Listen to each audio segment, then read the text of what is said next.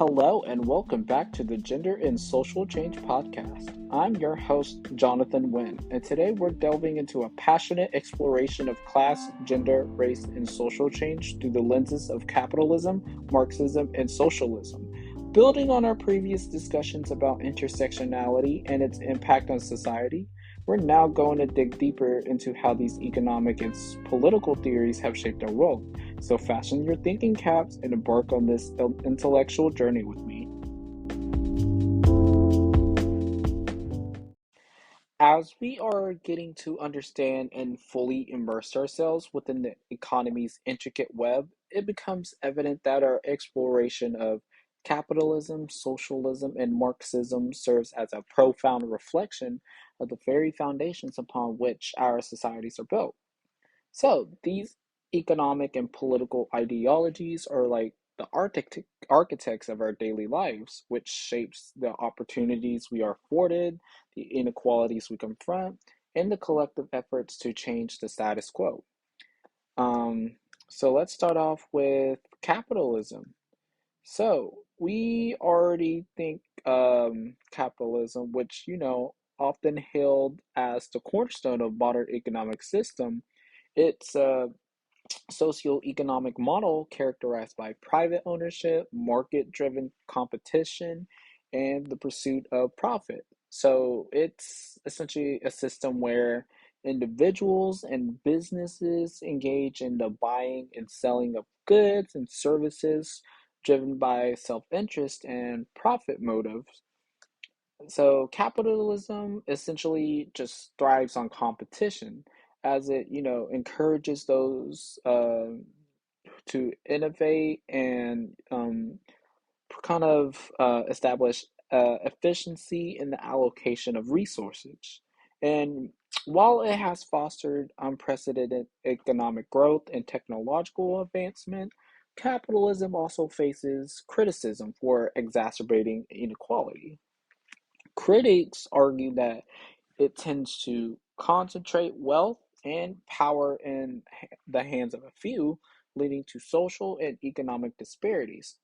Capitalism, with its emphasis on individualism and the profit motive, plays a significant role in shaping class structure, influencing labor markets and affecting access to resources.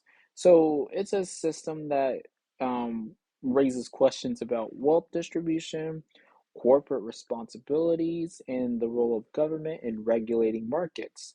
So, in essence, it is a complex and multifaceted economic model that has both proponents who champion its role in spurring economic growth and critics who point to its contribution to social inequalities and environmental challenges. So, thinking about capitalism, let's kind of dive into a certain perspective where it makes its debut. So, for example, we've heard about this documentary called The Life and Times of Katrina Gilbert. So, in this documentary, it intimately explores the life of a single mother, which is Katrina Gilbert, of course, where as she navigates the challenges of poverty, welfare, and the American social safety net. And in this poignant film, her experiences really sheds light on the complex and often harsh reality that many individuals and families faces with the capitalist system in the United States. So, this documentary just delves into the inherent inequalities and struggles that capitalism can perpetuate.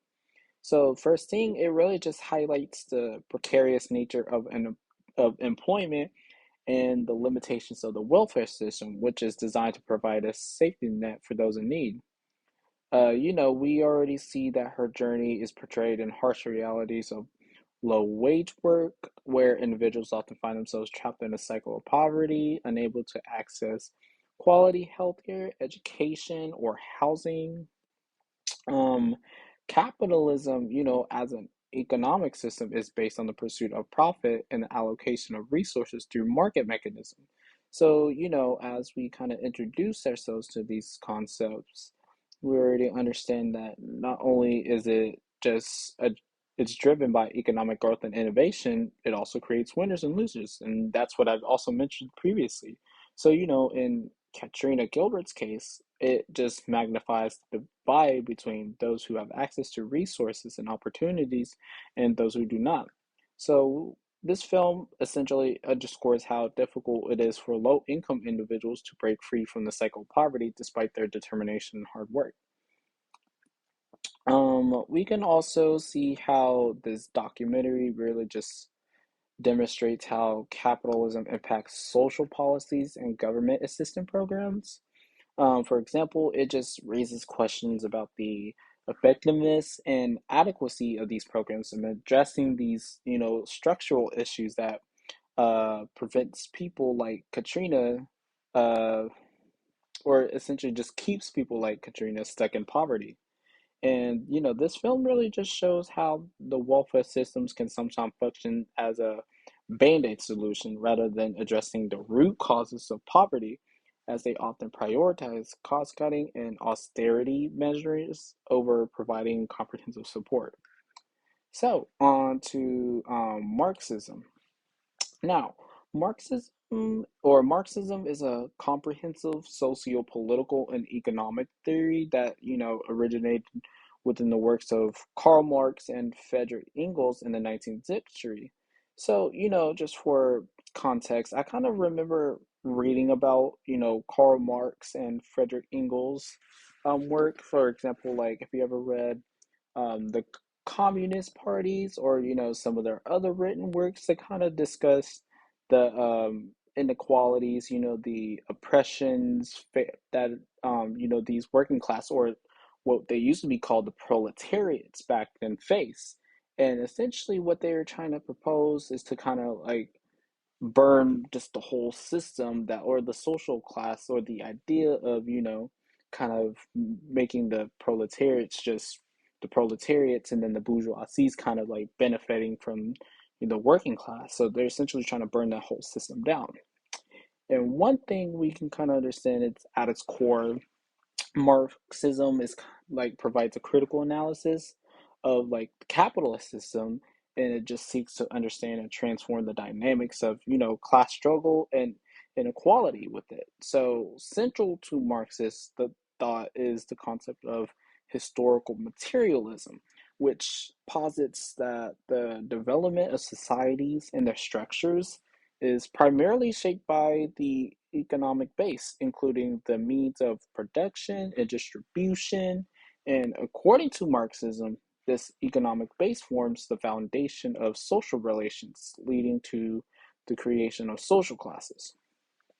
Now we see that Marxism not only identifies, the capitalism or capitalist system that is sought to understand and try to transform the dynamics of class struggles, but it also kind of identifies capitalism as a system inherently marked by this class conflict. It argues that, the bourgeoisies or the capitalist class or the middle class, as we've known, that they kind of own the means or control the means of production, which I've kind of mentioned that, they're like the higher ups, they're just benefiting from, the working class. So, in as the proletariat, so the working class kind of just sells their labor for wages.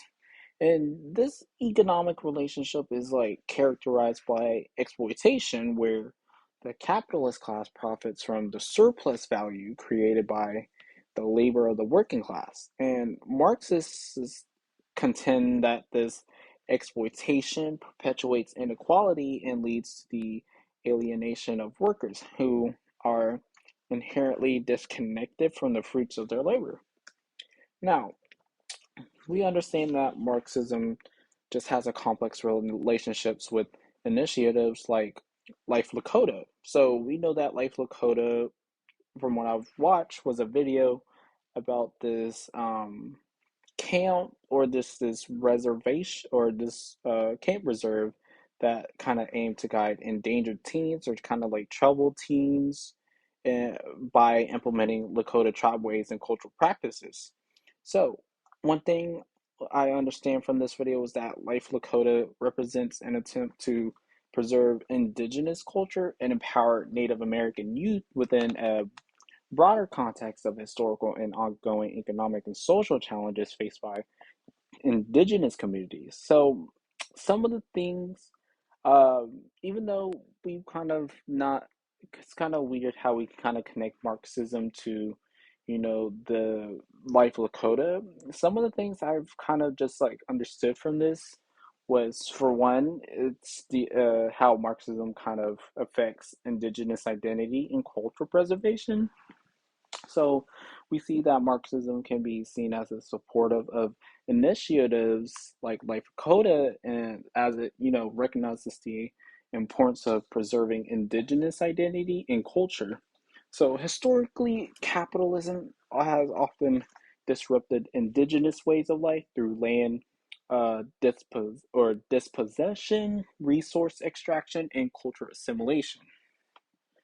Marxist analysts of imperialism and exploitation highlights the economic motives behind these actions. And in this context, Life Lakota's efforts to reconnect youth with their Lakota cultural heritage can be seen as a form of resistance against cultural erasure perpetuated by capitalist force. Another thing is that Marxism has affected the economic inequalities. So, of course, it underscores the economic disparities that many indigenous communities face due to the historical and ongoing impact of capitalism. Native American communities have often been marginalized with limited access to education, healthcare, and economic opportunities. Now, Life Lakota's focus on empowering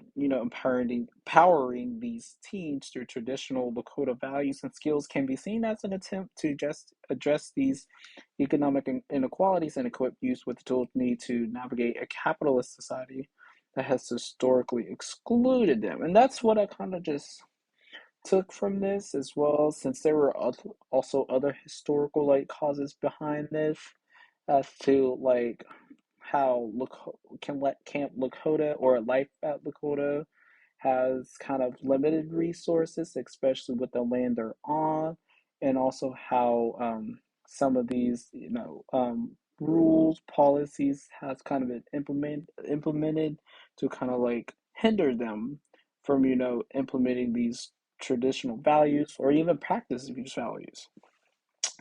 And other than that, one thing we can kind of see how Marxism has kind of like made it left an imprint on Life Dakota is through land rights and sovereignty.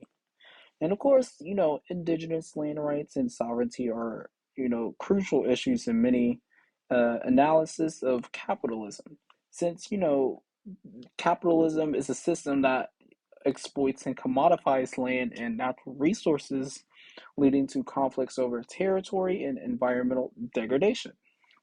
For indigenous communities, the struggle for control over their ancestral lands is inherently tied to issues of economic justice. Programs like Life Lakota, which connects you to their cultural and land based heritage, can be viewed as a form of resistance, since a lot of things kind of, can be viewed as a form of resistance. It just kind of essentially kind of threatens indigenous lands, rights, and property.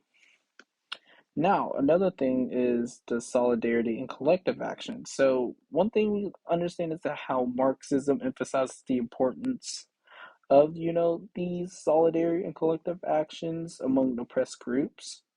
So, the Lakota tribe have a history of organizing and advocating for their rights collectively.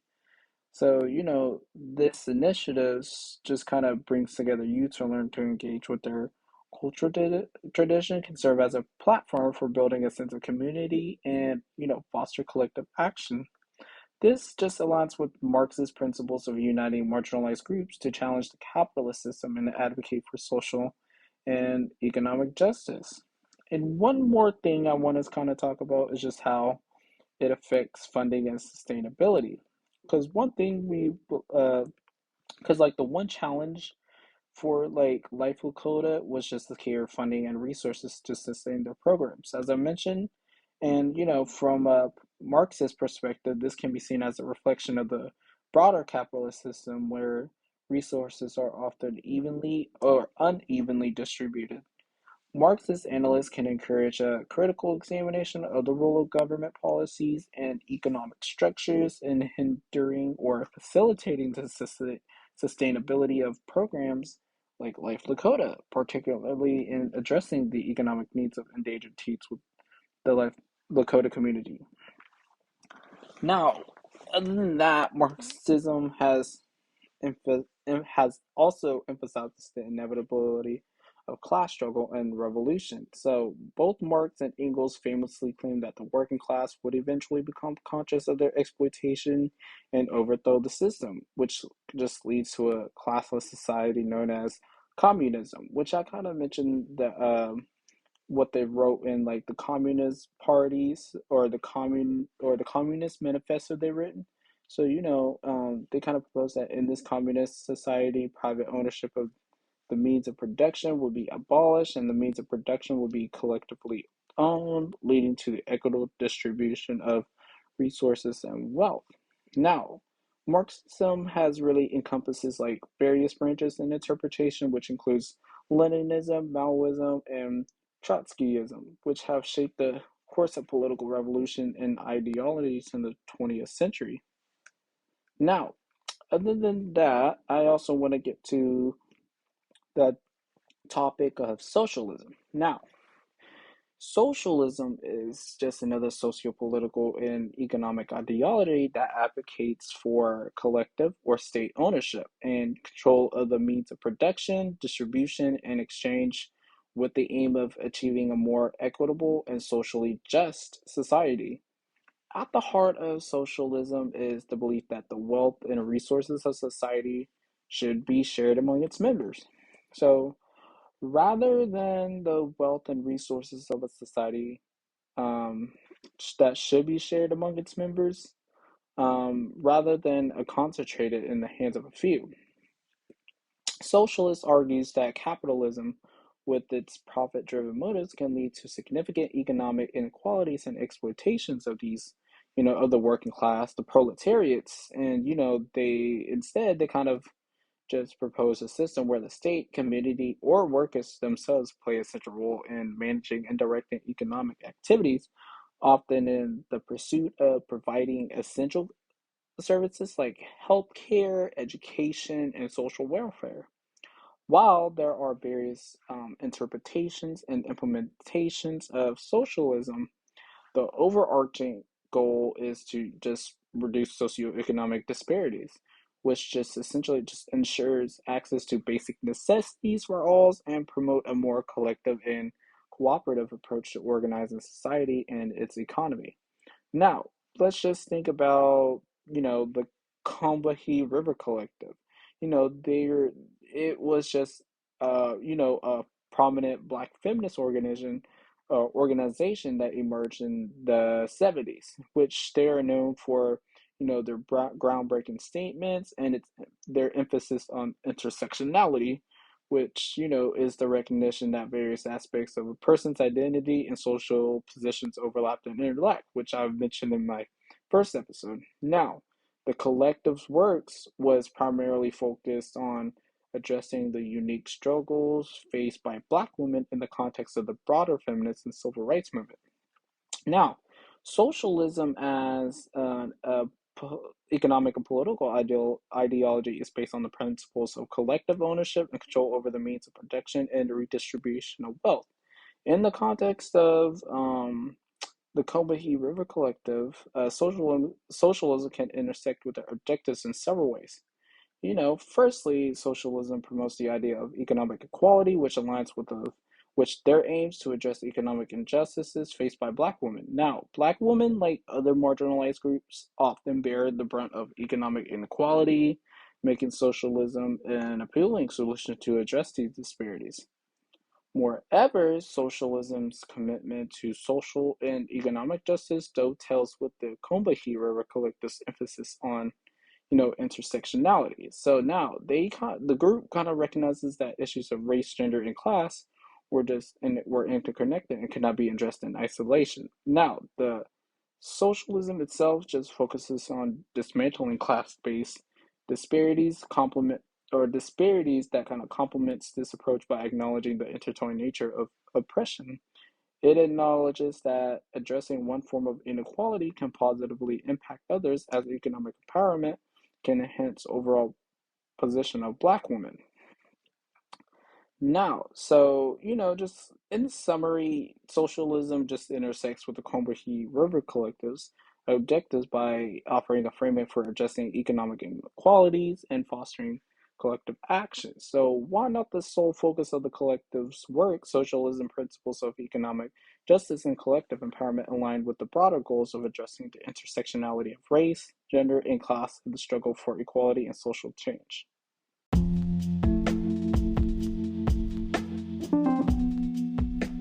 Thank you for joining me on this exploration of capitalism, Marxism, and socialism and their impact on class, gender, race, and social change. We've seen how these ideologies shape our societies and affect marginalized communities, as exemplified by individuals like Katrina Gilbert, initiatives like the Lakota, and the Combahee River Collective. As our world continues to evolve, it's crucial to critically assess the system and ideologies that shape our lives. Whether you're a passionate advocate or a curious observer, remember that our diverse perspectives and ideas pave the path to social change. Stay engaged and keep questioning the world around you. Join me next time for more stimulating conversations on the Gender and Social Change podcast. Thanks for listening, and until then, stay curious.